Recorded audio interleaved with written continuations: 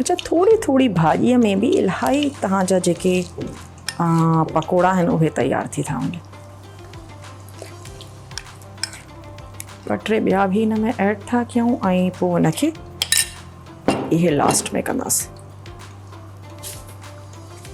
अच्छा, किचन जो जेको क्लिंग रैप हूंदो आहे उन में तव्हां पंहिंजी वेजिटेबल्स रखी सघो था, इलाही सुठियूं रहंदियूं आहिनि। बेसिकली जेका नमी आहे न उहा भाॼियुनि खे ख़राबु कंदी आहे ऐं गर्मियुनि में स्पेशली सावा धाणा तमामु जल्दी ख़राबु थी वेंदा आहिनि। त टूथपिक जेकॾहिं तव्हां उन्हनि सां गॾु रखो या शाशलिक स्टिक, छो त उहो नमी खे एब्ज़ॉर्ब कंदी आहे। बॉक्स में जंहिंमें बि तव्हां रखो था सावा धाणा, उन्हनि खे बग़ैर धोए रखो। स्पेशली उन्हनि खे जेकॾहिं तव्हां धोई छॾियो त पोइ तव्हां कुल्लू वल्ला पढ़ी छॾियो, बसि ख़राबु थी वेंदा।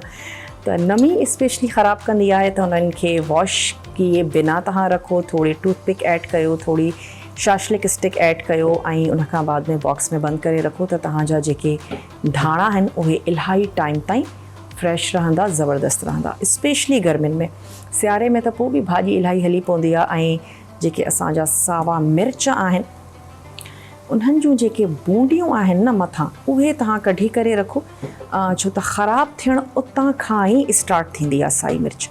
ऐं उहा जेकॾहिं तव्हां कढी रखंदव त तव्हांजा जेके सावा मिर्च आहिनि उहे बि घणे टाइम ताईं सुठा रहंदा, फ्रेश रहंदा ऐं तव्हां उन्हनि खे इस्तेमालु करे सघो था।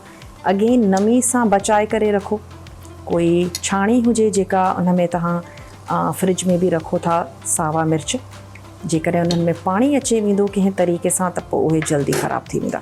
पकौड़ा असांजा तयार थी विया आहिनि, त इन्हनि खे कढी करे कयूं था डिश आउट। ऐं असांजी चाउमीन, अच्छा पास्ता जी हिकिड़ी इहा ॻाल्हि बि इलाही सुठी आहे त ज़रूरी न आहे त तव्हां हिनखे गर्मा गर्म सर्व कयो।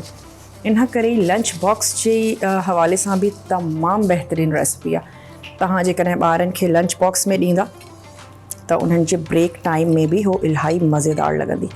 चलो हिनखे कयूं था हिकु तरफ़ ऐं इन जी गार्निशिंग में बि ऐड था कयूं असांजा हे जेके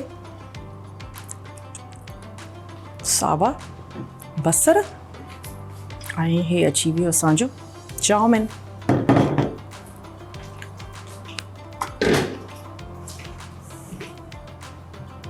हिनखे बि कढी करे ट्राई ज़रूरु कजो रेसिपी, ऐं तव्हांजी जेका बि फरमाइश हुजे उहा असां ताईं ज़रूरु पुॼाइजो। ऐं मां कोशिशि कंदमि त तव्हांजी जेके फरमाइशूं आहिनि स्पेशली उहे असां पंहिंजे शो में ज़रूरु खणी अचूं। चलो जी,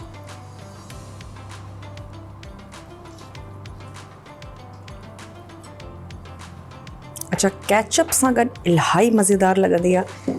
जेकॾहिं तव्हां मूंखां पुछो त पोइ तव्हां इनखे सर्व कयो थोरे केचप सां गॾु।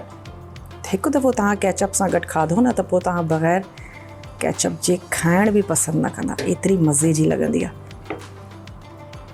जेतिरी ख़ूबसूरत लॻे थी बसि एतिरी मां हिनखे कढां थी। ऐं थोरो मथां हे असांजो मसालो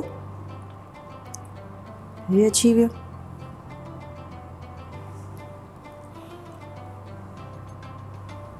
चलो जी, अगेन हिनखे बि असां गार्निश कंदासीं। थोरा सावा बसर, इन में इलाही कलर्स आहिनि, कंहिं शइ जी बि हिनखे ज़रूरत न आहे। थोरा सेसमे सीड्स, अच्छा तिर, हिननि खे तव्हां भुञी करे बि रखी सघो था ऐं उनखां बाद में पंहिंजी रेसिपीज़ में इस्तेमालु कयो। सिहत जे लाइ बि इलाही सुठा आहिनि। अलसीअ जा ॿिज आहिनि, सूरजमुखीअ जा ॿिज आहिनि, तिर आहिनि। थोरा थोरा थोरा थोरा पंहिंजे खाधे में ज़रूरु इस्तेमालु कयो। वक़्तु बि थी वियो आहे, हाणे तव्हां खां इजाज़त वरिती वञे ऐं उमेदु थी कयां त अॼु जी रेसिपीज़ तव्हांखे सुठियूं लॻियूं हूंदियूं। अॼु असां चाउमीन ठाहीसीं ऐं इन सां गॾोगॾु चाइनीज़ पकोड़ा। त ट्राई ज़रूरु कजो पंहिंजी दुआउनि में। मूंखे ऐं मुंहिंजी पूरी टीम खे ज़रूरु यादि कजो। इंशाअल्लाह ताला नेक्स्ट रेसिपी में, नेक्स्ट एपिसोड में तव्हां सां थींदी मुलाक़ात ज़बरदस्त क़िस्म जूं रेसिपीज़ सां गॾु। पंहिंजो खोड़ सारो ख़्यालु रखंदा ऐं पंहिंजी शेफ़ आबिदा बलोच खे ॾींदा इजाज़त। अल्लाह निगहबान।